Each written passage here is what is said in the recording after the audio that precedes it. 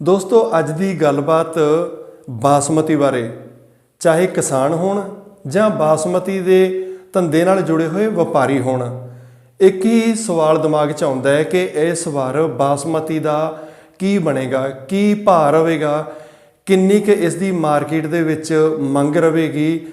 कई बार किसान मोटे झोने तो वधेरे मुनाफा कमा जाते हैं तो बासमती के रेट कई बार घट जाते हैं। सो उतरा चढ़ा आउंदे रहिंदे ने, पर असी एक कोशिश कर रहे हैं अपने देश के किसानां ते व्यापारियों नूं, साडी ये कोशिश होवेगी कि उन्होंने पता लग सके कि आने वाले समा जिहड़ा बासमती का चौल किस तरह रहेगा, किस तरह का इसकी बाजार दे विच मंग रहेगी, अंतरराष्ट्रीय पद्धर के उपर किस तरह का इसका हिसाब किताब चल रहा है। सो दोस्तों अंदाज़ा तुसी खुद लाउणा है कि बासमती दे किस तरह के भाव रह सकते हैं, किन्नी क कीमत मिल सकती है, किन्ना क मुनाफा हो सकता है, जां फिर पिछले वार वांग बराबर ही रहने की संभावना है, जां फिर काफ़ी ज़्यादा वधिया रिस्पॉन्स मिल सकता है, फायदा हो सकता है बासमती तो मोटे चौल की बजाय जेकर बासमती नूं वेख्या जाए। सो दोस्तों एक आपां झात मारांगे पिछले सालों के विच बासमती का रुझान किस तरह का रहा है। साल 2014-15 की गल करिए तो 8.6 लाख हैक्टेयर दे विच बासमती का उत्पादन होया ते पैदावार 23.7 लाख टन जिहड़ी होई इसदी। निर्यात होया जे कह लीए भारत तो दूजे देशों नूं जिहड़ा बासमती चौल गया वो 37.0 लाख टन सी। तो इस तरह जी निर्यात की जी विदेशों में भेजा भारत ने बासमती चौल, उसकी कीमत मिली सी 7,449 रुपए प्रति क्विंटल की, तो किसानों को मिली सी कीमत औसत 2700 रुपया। 15-16 अगले सीजन के विच 7.6 लाख हैक्टेयर दे विच बासमती चौल होया, 25.0 लाख टन पैदावार हुई, बाहरले देशों को 40.5 लाख टन भेजी गई, तो बाहरले देशों को जिहड़ा चौल भेजा बासमती का उहदी कीमत 2014-15 नालों बहुत ज़्यादा घट गई। व्यापारियों को 5,615 रुपए क्विंटल के हिसाब नाल विदेशों को बासमती भेजनी पई, तो किसानों को की रेट मिलिया 1,725 रुपए, जिहड़ा कि किसानों लई बहुत ही घाटे बंदा सौदा रहा। क्योंकि जे पिछे निगाह मारीए तो 2014-15 च उत्पादन जिहड़ा होया खेत जिहड़े कवर होए ने वो 8.6 लाख हैक्टेयर सी, पर 15-16 च फिर किसानां ने जदों रेट घट मिलिया तो इहदा जिथे उत्पादन घट होया उत्थे ही नाल नाल उस तो अगले साल 2016-17 दे विच किसानां ने 5.0 लाख हैक्टेयर दे विच इहदी खेती कीती। पैदावार सिर्फ 14.0 लाख टन ही रह गई, पैदावार बहुत घट गई। तो इस तरह ही निर्यात जिहड़ा होया चौल वो इस बार ज़्यादा होया 39.9 लाख टन होया। व्यापारियों को कीमत पर बाहरले देश की पिछले साल नालों घट मिली है, उस तो भी घटती गई, लगातार घटती जा रही है। 5398 रुपये तो किसानों को मिलिया 2400 रुपये क्विंटल, पिछले साल नालों मामूली वाधा होया, पर व्यापारियों को इत्थे नुकसान होया। पिछले साल नालों व्यापारियों का 300 रुपये प्रति क्विंटल होर घट गया। तो इस तरह दोस्तों 2017-18 दे विच 5.5 लाख टन होया, 16.8 लाख टन पैदावार हुई, तो 40.6 लाख टन बाहरले देशों को भेजा।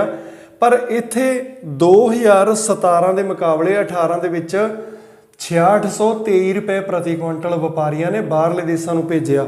पिछले साल नालों 1300 रुपया बासमती का वध मिलिया व्यापारियों को, तो किसानों को पिछले साल नालों 400 रुपए का औसत वाधा मिलिया, 2800 रुपये मिलिया।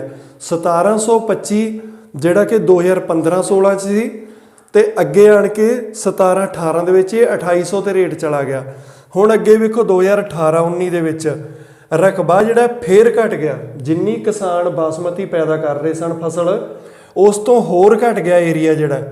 तो इस तरह जिहड़ा पैदावार है वो भी बहुत ज़्यादा घट गई, बासमती की 14.8 लाख टन ही रह गई।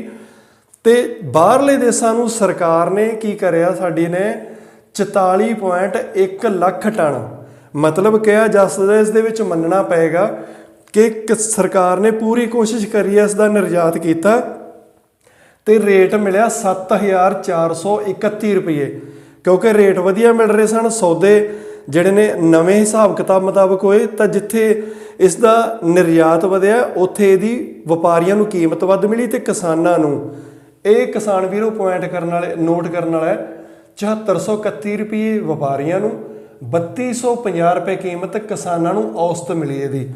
ਅੱਗੇ ਆਪਾਂ ਜੇਕਰ 2019-20 ਦੀ ਗੱਲ ਕਰ ਲਈਏ ਤਾਂ ਪੈਦਾਵਾਰ ਵੇਖੋ ਇੱਕਦਮ ਵੱਧ ਗਈ। 19 ਦੇ ਵਿੱਚ 2018-19 ਚ 5.1 ਲੱਖ ਟਨ ਸੀ, 19-20 ਚ 6.3 ਲੱਖ ਟਨ। ਤੇ ਬਾਹਰਲੇ ਦੇਸ਼ਾਂ ਨੂੰ, ਕਿਉਂਕਿ ਜਦੋਂ ਉਤਪਾਦਨ ਹੀ ਘਟਦਾ ਜਾ ਰਿਹਾ ਤਾਂ ਬਾਹਰਲੇ ਦੇਸ਼ਾਂ ਨੂੰ 17.9 ਲੱਖ ਟਨ ਇਹਦਾ ਪੈਦਾਵਾਰ ਜਿਹੜੀ ਹੋਈ ਹੈ, ਤੇ ਜਿਹੜਾ ਨਿਰਯਾਤ ਹੋਇਆ 44.6 ਲੱਖ ਟਨ। ਤੇ ਇਸੇ ਤਰ੍ਹਾਂ ਜਿਹੜੀ ਬਾਹਰਲੇ ਦੇਸ਼ਾਂ ਨੂੰ ਭੇਜਣ ਵਾਲੀ ਕੀਮਤ ਸੀ ਉਹ ਫੇਰ ਘਟ ਗਈ 6,965 ਰੁਪਏ। ਤੇ ਕਿਸਾਨਾਂ ਨੂੰ ਵੀ ਨਾਲ ਦੀ ਨਾਲ ਵਪਾਰੀਆਂ ਨੇ ਕੀਮਤ ਘੱਟ ਦਿੱਤੀ ਹੈ। ਜੇ 18-19 ਦੇ ਵਿੱਚ 3250 ਸੀ ਤਾਂ 19-20 ਦੇ ਵਿੱਚ 2700 ਰੁਪਏ ਔਸਤ ਰਹਿ ਗਈ। ਮਤਲਬ ਜਿਹੜੀ ਬਾਹਰਲੇ ਦੇਸ਼ਾਂ ਨੂੰ ਜਾਂਦੀ ਹੈ ਬਾਸਮਤੀ, ਤਾਂ ਜਿਹੜੀ ਇੱਥੇ ਵਿਕਰੀ ਹੁੰਦੀ ਹੈ ਉਸ ਦੇ ਵਿੱਚ ਔਸਤ ਕਿਹਾ ਜਾਵੇ ਤਾਂ 3 ਗੁਣਾ ਫਰਕ ਰਹਿੰਦਾ ਹੈ ਹਮੇਸ਼ਾ। ਜਦੋਂ ਜ਼ਿਆਦਾ ਫਰਕ ਨਹੀਂ ਹੁੰਦਾ ਉਦੋਂ ਹੀ ਇੱਕ ਧਿਰ ਨੂੰ ਨੁਕਸਾਨ ਹੁੰਦਾ ਹੈ। ਇਸੇ ਤਰ੍ਹਾਂ 2020-21 ਦੇ ਵਿੱਚ ਫਿਰ ਜਿਹੜੀ ਖੇਤੀ ਹੈ ਬਹੁਤ ਘੱਟ ਰਕਬੇ 'ਚ ਹੋਈ ਹੈ। 2020-21 ਦੇ ਵਿੱਚ 4.1 ਲੱਖ ਹੈਕਟੇਅਰ ਦੇ ਵਿੱਚ ਵੇਖੋ ਪਿਛਲੇ ਸਾਲਾਂ ਨਾਲੋਂ, ਜਿੱਥੇ 2015-16 ਚ 14-15 ਚ 8.6 ਲੱਖ ਟਨ ਸੀ, 2020-21 ਦੇ ਵਿੱਚ 4.1 ਲੱਖ ਹੈਕਟੇਅਰ ਦੇ ਨੇੜੇ ਤੇੜੇ ਰਹਿ ਗਿਆ, ਅੱਧਾ ਉਤਪਾਦਨ ਰਹਿ ਗਿਆ। 2014-15 ਜਿੰਨੀ ਕਿਸਾਨ ਭਾਰਤ ਦੇ ਪੈਦਾਵਾਰ ਕਰਦੇ ਹਨ, ਜਾਂ ਕਹਿ ਲਈਏ ਪੰਜਾਬ ਦੇ, ਹਰਿਆਣਾ ਤੇ ਯੂਪੀ ਦੇ ਕਿਸਾਨ, ਤਾਂ ਉਸ ਦੇ ਵਿੱਚ ਬੜਾ ਜ਼ਿਆਦਾ ਖੇਤੀ ਘਟ ਗਈ, ਫਸਲ ਘੱਟ ਹੋ ਰਹੀ ਹੈ। ਜਿਹੜੀ ਪੈਦਾਵਾਰ ਹੈ ਉਹ 12.5 ਲੱਖ ਟਨ, ਇਹ ਵੀ ਪੈਦਾਵਾਰ ਬਹੁਤ ਘੱਟ ਹੈ।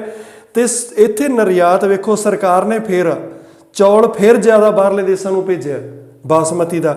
ਇਹੀ ਵਜ੍ਹਾ ਸੀ ਕਿ ਦੇਸ਼ ਦੇ ਅੰਦਰ ਵੀ ਬਾਸਮਤੀ ਦੇ ਚੌਲਾਂ ਦਾ ਰੇਟ ਜਿਹੜਾ ਬਹੁਤ ਜ਼ਿਆਦਾ ਸੀ, ਤੇ ਬਾਹਰਲੇ ਦੇਸ਼ਾਂ ਨੂੰ ਭੇਜਣ ਦੀ ਕੀਮਤ ਵੀ 1 ਕੁਇੰਟਲ ਦੀ 6691 ਰੁਪਏ। ਹੁਣ ਇੱਥੇ ਵੇਖੋ ਜਿਹੜੇ ਵਪਾਰੀਆਂ ਨੇ ਬਾਜ਼ਾਰ ਦੇ ਵਿੱਚ ਕੀਮਤ ਦਿੱਤੀ 3500 ਰੁਪਏ ਔਸਤ ਕਿਸਾਨਾਂ ਨੂੰ, ਕਿਸੇ ਦੀ 3600-3700 ਰੁਪਏ ਵੇਗੀ, ਕਿਸੇ ਦੀ 3200 ਰੁਪਏ ਵੇਗੀ, ਐਵਰੇਜ 3500 ਰੁਪਇਆ। ਪਰ ਹੁਣ ਇੱਥੇ ਕਿਸਾਨ ਵੀਰੋ ਫਰਕ ਵੇਖੋ, ਪਿਛਲੇ ਸਾਲ ਜੇ 6446 ਰੁਪਏ ਬਾਹਰਲੇ ਦੇਸ਼ਾਂ ਨੂੰ ਗਿਆ ਚੌਲ, ਇੱਥੇ ਵਪਾਰੀਆਂ ਨੇ 2700 ਕੀਮਤ ਦਿੱਤੀ, ਤਾਂ ਇਹ ਫਰਕ ਆ ਰਿਹਾ 2700 ਰੁਪਏ ਤੇ 3500 ਰੁਪਇਆ। ਵਪਾਰੀਆਂ ਨੇ ਇੱਧਰ ਧਿਆਨ ਦਿੱਤਾ ਹੈ ਕਿ ਉਤਪਾਦਨ ਕਿੰਨਾ ਹੋ ਰਿਹਾ ਦੇਸ਼ ਦੇ ਵਿੱਚ। ਜਿਹੜੇ ਅੰਕੜੇ ਨੇ ਇਹਨਾਂ ਕੋਲੇ ਜਲਦੀ ਮੁਹੱਈਆ ਹੋ ਜਾਂਦੇ ਨੇ, ਚਾਹੇ ਇਹਨਾਂ ਦੇ ਅਲੱਗ-ਅਲੱਗ ਸੋਰਸ ਹੁੰਦੇ ਨੇ ਜਿਨ੍ਹਾਂ ਨੇ ਵਪਾਰ ਕਰਨਾ ਹੈ। ਅੰਤਰਰਾਸ਼ਟਰੀ ਪੱਧਰ ਤੇ ਸਰਕਾਰਾਂ ਦਾ ਬੜਾ ਦਾਰੋਮਦਾਰ ਹੁੰਦਾ ਬਾਸਮਤੀ ਚੌਲ ਦੇ ਉੱਪਰ, ਕਿਉਂਕਿ ਜਿੰਨਾ ਬਾਹਰ ਵਿਕਰੀ ਜਾਏ ਹੋਏਗੀ ਉਨਾ ਹੀ ਸਾਡੇ ਦੇਸ਼ ਕੋਲੇ ਪੈਸਾ ਆਏਗਾ। ਜਿੰਨਾ ਹੀ ਜਿਹੜੀ ਅੰਤਰਰਾਸ਼ਟਰੀ ਮੁਦਰਾ ਜਿਹੜੀ ਹੈ, ਜਿੰਨਾ ਭੰਡਾਰ ਸਾਡੇ ਦੇਸ਼ ਦਾ ਭਰੇਗਾ, ਉਨਾ ਹੀ ਦੇਸ਼ ਜਿਹੜਾ ਹੈ ਵਿਕਾਸ ਵਧੀਆ ਤਰੀਕੇ ਨਾਲ ਕਰ ਸਕੇਗਾ। ਤੇ ਦੋਸਤੋ 2022-23 ਪਿਛਲੇ ਸਾਲ ਦੇ ਵਿੱਚ ਪੈਦਾਵਾਰ ਮਾਮੂਲੀ ਵੱਧ ਹੋਈ ਹੈ, 4.9 ਲੱਖ ਹੈਕਟੇਅਰ, ਪੈਦਾਵਾਰ 14.2 ਲੱਖ ਟਨ ਹੋਈ। ਬਾਹਰਲੇ ਦੇਸ਼ਾਂ ਨੂੰ 45.6 ਲੱਖ ਟਨ ਸਰਕਾਰ ਨੇ ਭੇਜਿਆ। ਸਾਡੇ ਜਿੰਨੇ ਵੀ ਬਾਸਮਤੀ ਨਾਲ ਜੁੜੇ ਹੋਏ ਲੋਕ ਨੇ, ਚਾਹੇ ਵਪਾਰੀ ਨੇ, ਕਿਸਾਨ ਨੇ, ਇੱਥੇ ਧਿਆਨ ਦੇਣ ਕਿ ਪਿਛਲੇ ਸਾਲ ਸਰਕਾਰ ਨੇ ਕਿੰਨਾ ਚੌਲ ਬਾਸਮਤੀ ਬਾਹਰਲੇ ਦੇਸ਼ਾਂ ਨੂੰ ਭੇਜਿਆ। ਤੇ ਬਾਹਰਲੇ ਦੇਸ਼ਾਂ ਤੋਂ ਵਪਾਰੀਆਂ ਦਾ ਜਿਹੜੇ ਸੌਦੇ ਹੋਏ ਨੇ 8447 ਰੁਪਏ ਪ੍ਰਤੀ ਕੁਇੰਟਲ, ਇਹ ਰੇਟ ਮਿਲਿਆ। ਤੇ ਕਿਸਾਨਾਂ ਨੂੰ ਵਪਾਰੀਆਂ ਨੇ ਔਸਤ ਜਿਹੜੀ ਵਧੀਆ ਬਾਸਮਤੀ ਉਸ ਦਾ ਰੇਟ 4000 ਰੁਪਏ ਐਵਰੇਜ ਦਿੱਤਾ, ਕਿਉਂਕਿ 4500 ਵੀ ਸੀ ਜਿਹੜੀ ਵਧੀਆ ਬਾਸਮਤੀ, ਜਿਵੇਂ ਹਰਿਆਣੇ 'ਚ ਸ਼ਰਬਤੀ ਵਗੈਰਾ ਬੋਲ ਦਿੰਦੇ ਨੇ, ਦੇਸੀ ਬਾਸਮਤੀ ਬੋਲ ਦਿੰਦੇ ਨੇ। ਪਰ ਆਮ ਜਿਹੜੀ ਆਮ ਚਾਹੇ ਉਹ 1509 ਵਰਗੀਆਂ ਕਿਸਮਾਂ ਨੇ, 1121 ਹੈ, 1847 ਹੈ, ਬਹੁਤ ਵੈਰਾਈਟੀਆਂ ਨੇ, ਐਵਰੇਜ ਜਿਹੜਾ ਉਹ 3500 ਲਗਭਗ ਰਿਹਾ ਸੀ ਤੇ ਸਟੈਂਡਰਡ 4000 ਰੁਪਇਆ। ਇਹ ਚੀਜ਼ ਜਿਹੜੀ ਕਿਸਾਨਾਂ ਤੇ ਵਪਾਰੀਆਂ ਦੇ ਧਿਆਨ 'ਚ ਅਸੀਂ ਲਿਆਉਣਾ ਚਾਹੁੰਦੇ ਹਾਂ ਕਿ ਪਿਛਲੇ ਸਾਲ ਜਿਹੜਾ ਨਿਰਯਾਤ ਹੈ ਬਾਹਰਲੇ ਦੇਸ਼ਾਂ ਨੂੰ ਜਿਹੜੀ ਬਾਸਮਤੀ ਗਈ ਉਹ ਸਭ ਤੋਂ ਵੱਧ ਗਈ ਹੈ। ਵੇਖੋ 14-15 ਦੇ ਵਿੱਚ ਜਿਹੜਾ ਨਿਰਯਾਤ ਹੈ ਉਤਪਾਦਨ ਬਹੁਤ ਜ਼ਿਆਦਾ 8.6 ਲੱਖ ਟਨ, ਪਰ ਬਾਹਰ ਥੋੜੀ ਭੇਜੀ ਹੈ। ਅੱਗੇ ਵੀ ਘੱਟ ਮਿਕਦਾਰ ਦੇ ਵਿੱਚ, ਸਿਰਫ 2020-21 ਤੇ 2022-23 ਇਹ 2 ਸਾਲਾਂ ਦੇ ਵਿੱਚ ਸਭ ਤੋਂ ਵੱਧ ਬਾਹਰ ਗਈ ਹੈ। ਤੇ ਇਹ 2021-22 ਤੇ 22-23 ਤੇ 20-21 ਇਹਨਾਂ ਸਾਲਾਂ ਦੇ ਜਿਹੜੇ ਅੰਕੜੇ ਨੇ ਬਹੁਤ ਜ਼ਿਆਦਾ ਇੱਥੇ ਸਾਫ਼-ਸਾਫ਼ ਦੱਸ ਰਹੇ ਨੇ।